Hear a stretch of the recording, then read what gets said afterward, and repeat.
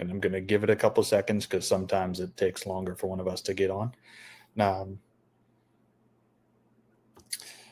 Welcome back. This is my first interview in a while, and it's only right that I make my return with the return of currently South Carolina's head coach, Paul Mainieri, formerly retired, formerly LSU, Notre Dame, Air Force.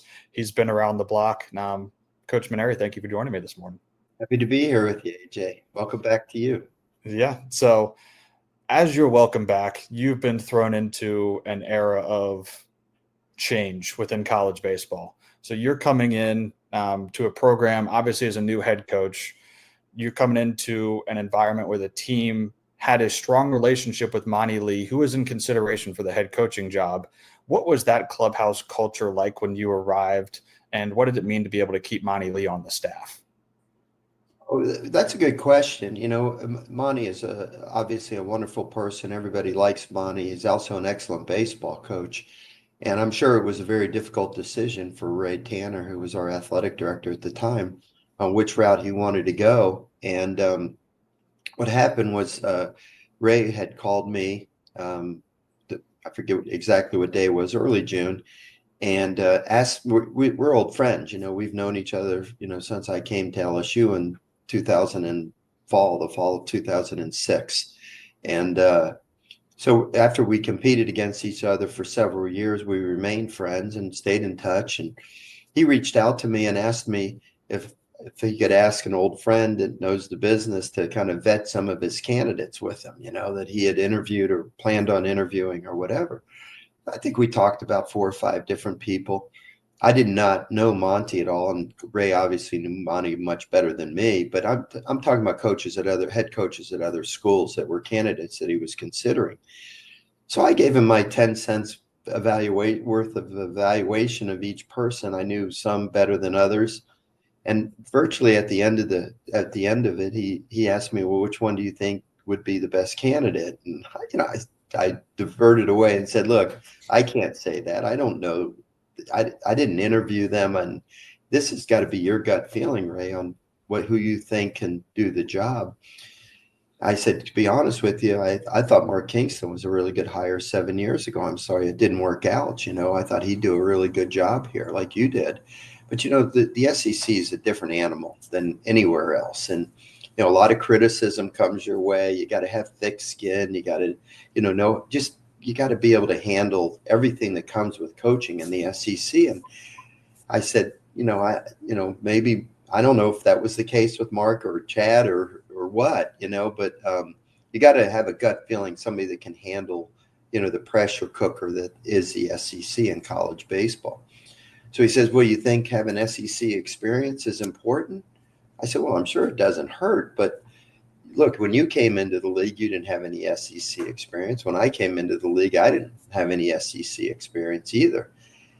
So, we started talking, and he says, well, how are you feeling? I know you had to retire because of your neck and so forth. I said, man, I've been feeling great. It's the best I've felt in a long time.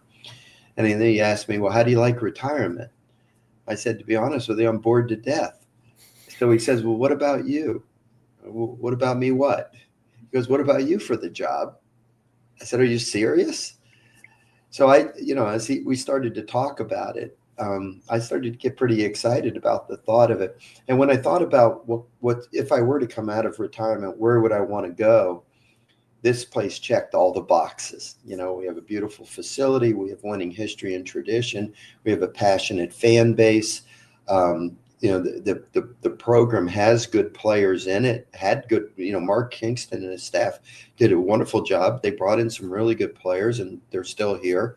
And it was also far enough away from Baton Rouge that I didn't think everybody would hate me back at LSU if I took the South Carolina job, because, it's not necessarily an arch rival. It's a conference opponent, but it's, not an arch rival of, if I'd have gone to Alabama or Mississippi State or Texas A&M, I think people probably wouldn't let me back in the state. But I think people were genuinely happy, actually, from Baton Rouge for me to come back and to be at this school, because everybody in Baton Rouge had a lot of respect for the University of South Carolina. And personally, I had so much respect for the baseball program here.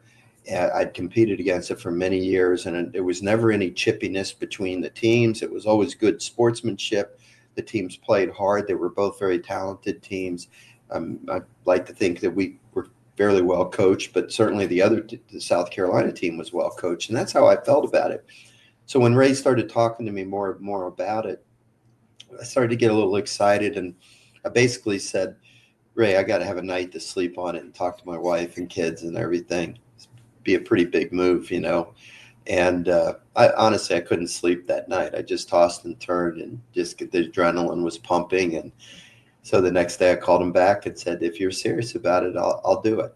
And that's how I ended up here. So the biggest thing about taking the job too was, you know, in today's day and age with the transfer portal, and obviously Monty Lee was a very popular coach on the staff.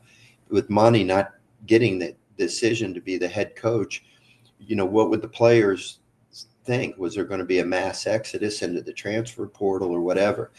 And, you know, I kind of felt confident that once I got a chance to talk to the players, that they would see that we would have a good direction with the program, that they would enjoy playing for me and the staff that I put together. But I needed to figure out if Monty was going to stay on the staff. And it was 100% my decision, you know, despite, you know, the fact that Ray loves Monty and, you know, he was a big part of the program. So I talked to Monty on the phone for about 2 hours the next day. And it was clear to me after a little bit on the phone that he and I could get along great, that our philosophies about the game were pretty much aligned. You know, I had nobody ever that I talked to ever had a negative word to say about Monty, so I knew he was a good person and a good human being. And he obviously is an excellent baseball coach too. He's got great knowledge of the game. And by him staying with us, you know, nobody that we wanted to stay in the program decided to leave. And so it gave us a good foundation, you know, to inherit. And then, you know, we've just gone to work. You know, we brought Terry Rooney in to coach the pitchers and coordinate the recruiting. We brought John Hendry in as a young third assistant. You know, now we have a third paid assistant. We took him from the University of Virginia, where he had a great mentor in Brian O'Connor. But this gave him an opportunity to get onto the field. And then we added Chris Gordon as our director of player development. Ray allowed me to bring in a graduate assistant to be like an assistant director of player development. And we, you know, we've got Jamie Carl who kind of organizes all our equipment and everything. So it's really a great staff to work with, and I think I'm hoping it'll translate into some success. So with the building of this, you know, I personally view it as, you know, sort of an all-star staff. You've raved about Terry Rooney and what he means to you, and, you know, one of your first calls of, hey, I'm not going to South Carolina unless you're coming with me. Obviously, Monty Lee's importance to not only the relationship with the players, but as an actual coach himself. Sure. You step into this, you really had no hand in, you know, the recruiting class itself. You're trying to evaluate these transfers via film, you know, not having actually seen them play against you. And then you get these guys to campus. Some are battling injury. You won't see some in the fall. All of a sudden you have this roster restriction of you don't have as many players that you're allowed to take to the spring. How did you and your staff go about deciding, okay, this freshman recruit who could help us in 2 years, do we have a spot for him versus, you know, this senior whose ceiling's maybe not as high but can contribute right away? Okay, roster management is baseball, of course, but the transfer portal. Look, we always had to deal with the draft. We always had to deal with 11.7 issues. You know, had the draft of kids coming out of high school. You had the draft with kids that were eligible in the back end after their junior years. And then in the transition where you as a coach don't know the players at all because you didn't coach them and coach against them. And listen, I watched college baseball, but I only watched South Carolina play twice last year, and that was when they played LSU in the SEC tournament. So I wasn't that familiar with all the players, but I leaned on Monty a lot in his evaluation of players. Terry had a very well-rounded look at players in the SEC, having worked at LSU last year. Mm-hmm. And so I leaned on those guys an awful lot. But then what ends up happening is a lot of different things come together. You know, you have the returning players, And then we ended up having more returning players than we even anticipated. Like when I first got here, Monty told me, hey, don't even worry about Dylan Eskew. Don't worry about Kennedy Jones. Those guys are going to get drafted. They're going to sign. I never talked to either one of them until after the draft because in my mind, they didn't exist as options for our team. Well, now you're adding back those players. We didn't lose Eli Jersenbeck. We didn't lose Matthew Becker. We didn't lose Roman Kimball, all guys that we thought might potentially get drafted. And then Mark and his staff were bringing in a rather good-sized freshman recruiting class. Mm-hmm. And then, of course, when they hire you, you don't want to sit on your hands all summer. They brought you in along with the staff to improve the program. So we went out into the transfer portal and we attracted some kids. There was a huge shortage of left-handed pitching on our pitching staff. So we needed to get some left-handed arms, which, Terry went out and found some guys. We found a couple of really good players, a few really good players through the transfer portal, like Henry Kazmar, who will be our starting shortstop, Nolan Naraki, who will eventually be our starting second baseman, I believe, when he's physically capable, very physical guy. Nathan Hall will be our everyday center fielder, transferred in from Clemson. Max Coffer, because we didn't have any depth in our catching core at all. So we added play. Well, what happens then is your roster size is much larger than you want it to be, and then you have to get it down to the 40-man roster limit of the NCAA. So the first thing I had to do, not the first thing, but after hiring the staff, the second thing I had to do was really try to evaluate and figure out how do we get the roster trimmed down to the NCAA limit. And it's an awful part of the job, when you have to make those decisions. But you have to do it. You have to try to put the very best baseball team on the field that you can.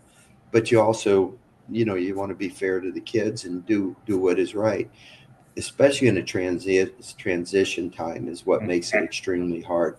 So we made a lot of tough decisions throughout the summer. I tried to be as honest as I could and transparent as I could with the players.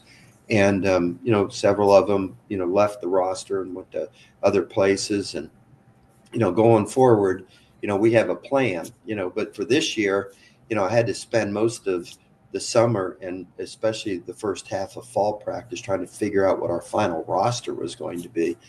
And then you direct your attention towards, okay, let's put a team out there now that can win the games, and be really competitive. But then you got an eye on the future as well, as we're looking forward to the 26 season, 27 season and beyond. So with the transfer portal, it's added a much different unique aspect to it that I had never dealt with before. And, people think it's a bad thing in a lot of ways. And maybe I did even when I first got out of coaching. But, there's some really good kids out there in the transfer portal that are transferring for the right reasons, to challenge themselves or, to get in a situation that's a better fit for them or whatever. So I feel confident like this summer, we actually have a very experienced team this year. We have an older team. Like we're going to lose I believe we're going to lose every outfielder on our roster. We have 4 that are in their last year of eligibility, and we've got 2 that Ethan Petrie and Nathan Hall that I think are going to be really good prospects. So, we can't really just count on the freshmen coming in next year's class, which we didn't have anything to do with really. And we had to kind of evaluate that class as well going forward. So we're going to need to dip into the transfer portal as like a stopgap measure for the 26 season. Mm-hmm. But like the kids that are juniors in high school right now that graduate in 26, that's where our main focus has been on in recruiting. And I almost feel like that's going to be this staff's first real recruiting class. Because honestly, I'd like to build the foundation of the program going forward with kids coming out of high school that we develop and they love the school and they love the program. And I feel confident that we'll hold on to them even in the day and age of NIL and transfer portal. And that's how you develop long sustained success for the, into the future. So with that, obviously you've been super thorough with your evaluation. If you weren't thorough, then you wouldn't have got, thrown Russell on the mound to see what he has and turned into something that, oh my gosh, this might be something that we're actually going to hit on. Were there a couple of guys who, your first evaluation maybe you were kind of on the outs looking in, and then as the fall went on, you were like, we need this guy on the roster? Yeah, I think there probably were several examples of that. I've only coached one way through 4 decades, AJ, and that is, the kids have to prove themselves. I don't hand them anything. If somebody wants something just handed to them, then they shouldn't come to my school and play for this coach. I make them earn it, and I do that for their best interest, because when they've earned it, then it instills a high level of self-confidence in the player. And the more confident player is, they play better in the big games. When they realize that they earned what they have and they're out there competing against the best teams in the country, not named South Carolina, then they know they belong, because they wouldn't be out there if they didn't earn it. And even when I go through the transfer portal and bring in Nathan Hall or Henry Kazmar or Nolan Naraki, hey, that they had to go out there and earn their jobs, and they did. Okay, but some transfer portal guys haven't necessarily earned a vital role yet on the team, and we'll see what happens as the season transpires. A lot of things are fluid, but yes, you brought up Zach Russell as a classic example. The previous coaching staff had recruited him, and primarily they recruited him as a shortstop. Well, I didn't think he was ready as a freshman as an infielder, and I didn't know if he'd ever be ready, quite frankly, in just the way that I evaluated him. But before we let him go, I said to Terry Rooney, look, I know this kid pitched in high school. What do we got to lose? Let's take some time to see what he looks like. Well, you took a guy that was not in the mix as an infielder, and now you got a very athletic guy on the mound with a good arm, whipping action with a loose arm, and he's throwing the ball 93 miles an hour, and he's got a really nice slider. So all of a sudden, there you go, right? And I wouldn't call that coaching. I'd call that luck. You stumbled into something. Mm-hmm. My 4 decades of coaching, believe me, I could give you 100 stories where people might give me credit, and I'd say it wasn't me. I just lucked into this. You've tried something, and it worked. And the kid ended up having a magnificent career and helped you win a lot of ball games. And you have a great relationship with him for the rest of your life. But it wasn't like I had some crystal ball that I could say, oh, if I change this guy's position, he's going to become this super duper player. So, there were a lot of guys that established themselves this fall. Nathan Hall, for example. Now, my evaluation of Nathan, I went and saw him play in the Cape Cod League. I hadn't seen him play when we had committed him. Terry and Monty had both seen him. He had gone in the transfer portal out of Clemson. But the guy just oozes of tools. I mean, he reminds me of a player that I played for me at LSU many years ago, Jacoby Jones. It was just a very athletic guy, tall, rangy, and just he could run. And when he hit a ball in batting practice, my goodness, it was 110 miles an hour off the bat, and it traveled 400 plus feet. And you said, man, if this guy could ever put it together, you might have something. Well, in Nathan's case, and I know he knows, I'd say this to him if he was sitting right in front of me, he just kind of needed to learn how to play the game, how to be a baseball player. He just seemed very introverted, and I want to say maybe a little bit timid, maybe not confident. I just felt like he just needed somebody to really believe in him, that he had this talent, and constantly was telling him that. He and I feel that he does. But anyway, at some point during fall practice, he just asserted himself. And he's a great mixture of running speed. He can run him down in the outfield. He can steal bases, but he also could lead off a game with a home run because he's got such power. But I think if what I see comes to pass and he puts it all together, you're going to talk about a pretty good pro prospect and a very vital player for our team. So, I mean, I could give you several examples, but in the sake of time commitment here, those are just a couple of examples. So you are definitely not short on, providing insight into your thought process, your evaluation of players, good or bad. I was reading a Big Spur where you were kind of openly honest about, Lee Croy as a third baseman. You had, I believe your words were, I think I'd seen what I needed to see. during those games. Playing against LSU in the Right. SEC tournament, and I think he made 3 errors in one game. Yeah. So I guess, for lack of a better question, why are you so comfortable being so open to the media with stuff like that? Is it something where you're also open with the players and you're just honest about where everything is? Would never say anything to the media that I didn't already say to the player. Uh, I may not be a great coach. I may not be a nice person. I don't know what people think of me, but one thing they could never say about me is that I don't tell the truth. That's just the only way I know how to do it, and I'm very honest with the players and sometimes very blunt. And what good does it do to not be honest with them? Because if they continue to do something that's injurious to their ability as a baseball player, they're never going to allow them to maximize. Just patting them on the back all the time doesn't help them. They've got to make some changes with attitude or technique or position change or their approach at the plate or whatever. That's how you make them into a ball player. And some players are resistant to accepting coaching, and that's their choice. But if they don't make some changes, then they spend their time on the bench. I always tell them, look, I got the most powerful tool. Let me see if I can find one around here. A pen. Yeah. I write the names in the lineup. And if you don't do these things, you're not going to be in the lineup. It's that simple. I'm not going to count on you. And look, I try to do it with a loving heart. I try not to be mean. The greatest advice I think I probably ever got from a mentor was my dear friend and second father, really, Tommy Lasorda, who used to be the manager of the LA Dodgers. And I spent so much time with him. AJ, he used to tell me coaching was like holding a dove in your hands. If you squeeze it too tight, you kill it.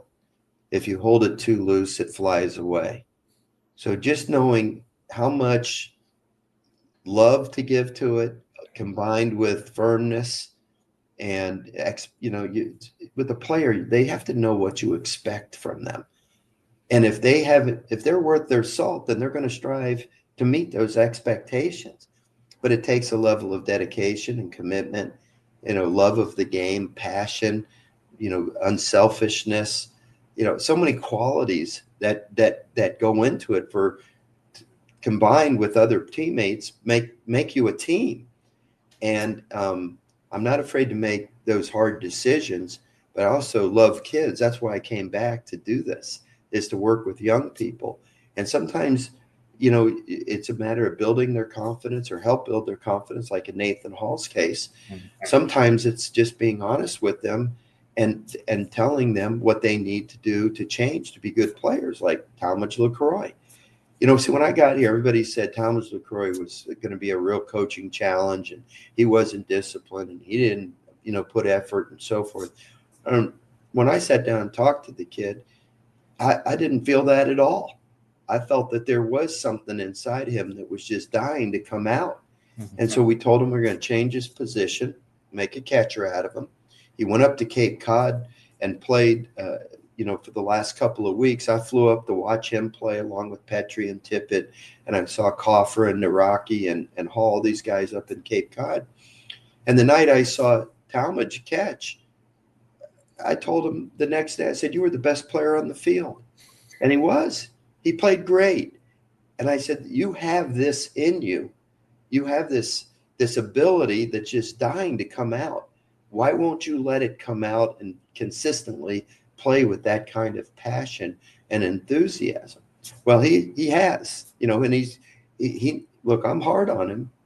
When he gets off that straight and narrow path, I'm right there to kind of grab him and say, no, that's not the way to do it. Okay. But I think he appreciates that because it shows that I care about him and I want what's best for him. But I also heap all kinds of praise on him because I really want him to believe in himself, because I think he can be a vital player to our team and really improve himself as a ball player and hopefully get a chance to play professional baseball when it's over. So moving from those conversations and your expectations of what you see in the fall, how it translates into the spring, now that you've had, I think, tomorrow is the official 1 week mark, but today is day 7 of, quote unquote fall practice and full interaction with the team. Who are some guys who you feel have either asserted themselves or made their mark and are starting to lock down some jobs and some roles? Actually, there's a lot of them, AJ. As I mentioned to you earlier, we have a lot of older players on the team. And fortunately for me, they also are very wonderful kids. You start with Ethan Petrie. I mean, I had the great privilege of recruiting and coaching for 1 year at LSU, Dylan Cruz. And Dylan, not everybody sees his talent as a baseball player, whatever. But Dylan was the most humble, unselfish, wonderful young man to work with. He was the furthest thing from being a prima donna. Alex Bregman was that way. Okay. Aaron Nola was that way. So to me, the greatest leaders are the best players that don't act like they're the best players. They work harder than everybody else. They're unselfish. They care about their teammates. Well, Petrie has all of those qualities of the guys I just mentioned as well. And he reminds me a lot of Dylan in his personality, Dylan Cruz, I mean. Mm-hmm. And, I watch him whatever I do with him, he's always putting forth the best effort in practice. So I look at the other guys and I say, hey, when this guy's out there putting that kind of effort, who are you to not put the effort like that guy who's probably going to be a first-round draft choice, right? So that's when guys assert themselves as leaders. And we've got many of them, and I hate to even start singling them out. Dylan Eskew coming back, he's been like such a shining beacon of light for our team as a leader. Kennedy Jones coming back. I've become very fond of Kennedy Jones. And, people told me when I got here, oh, Kennedy, he hits home runs when it doesn't matter. He doesn't drive in the runs when you need him. I've seen the furthest thing from that, in the fall. He got clutch singles and doubles. And, I mean, we didn't play a lot of real games. We only had the 2 like everybody else. But he asserted himself in those games. And he worked so hard.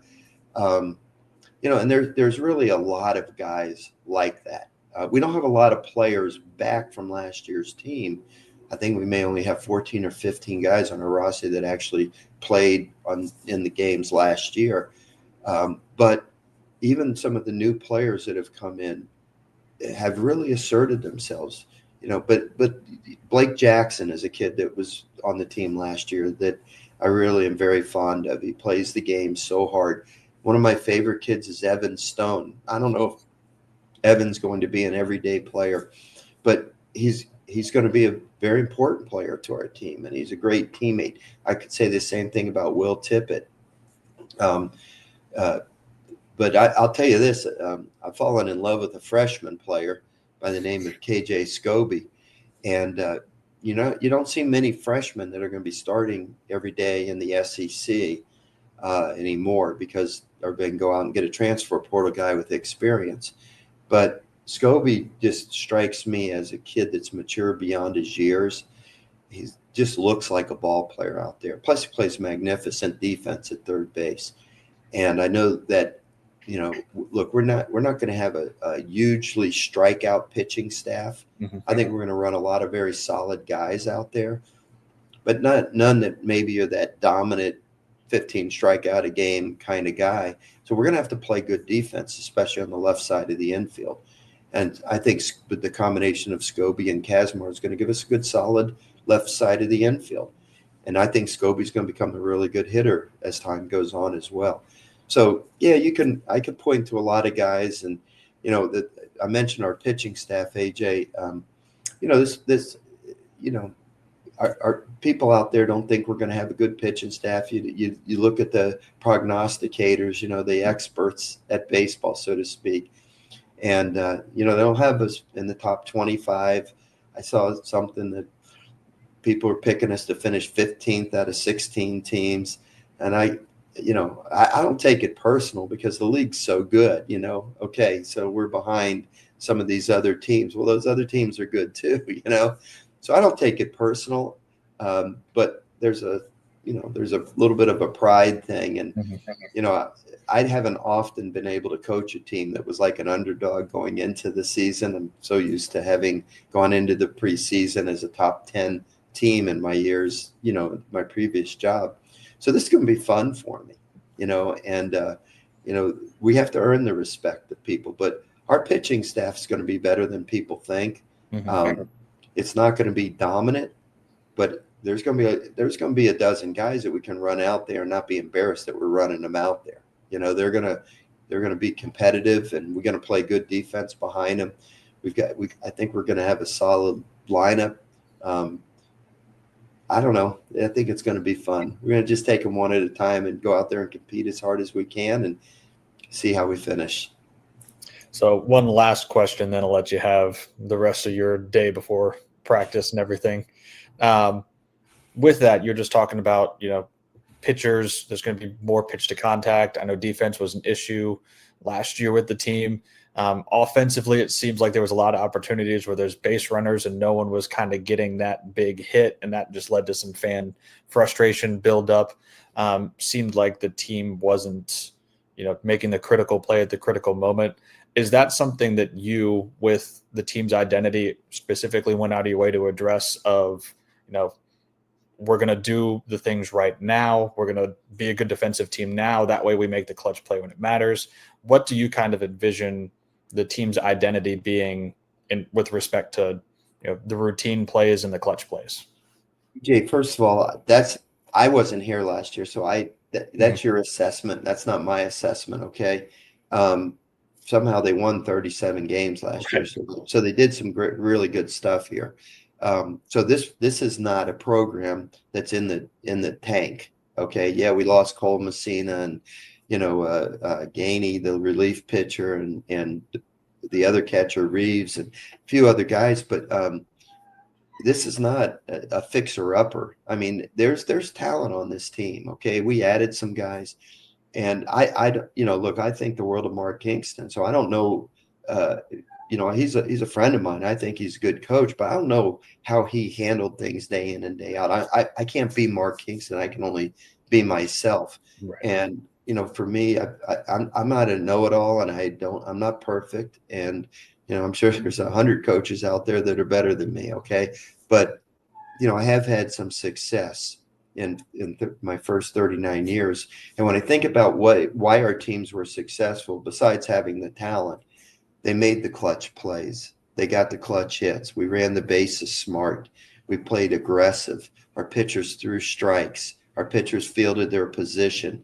We caught pop-ups. We didn't give the other team extra outs because, we didn't make the routine plays. That we played with confidence. We could put losses behind us quickly, so we didn't have losing streaks. We could put wins behind us quickly, so we didn't take anything for granted. These are the things that I emphasize with the players. And if the players start to think like the coaching staff thinks, and everybody's pulling on the same end of the rope, then magic can happen. So look, my job, along with the rest of the other coaches, is to make these kids believe that they can attain anything that they believe that they can attain. And if they think maybe we can do this, then you're not going to do it. You have to believe that you can do it. Your mind is the best tool that you have. If you have a strong belief in yourself and your teammates and your coaches, and you take pride in the school that you're representing, and you have enough talent to be able to be competitive out on the field, then let's see. I'm not acknowledging anything as far as limitations to what our team can accomplish this year. So one little quick bonus question at the end. A lot of those high expectations and the fan evaluation of not achieving those expectations is because the fan base is invested in their baseball program and they show out at Founders Park, and it is a raucous environment. What are you most looking forward to about standing on that top step again in front of a packed house on February 14th?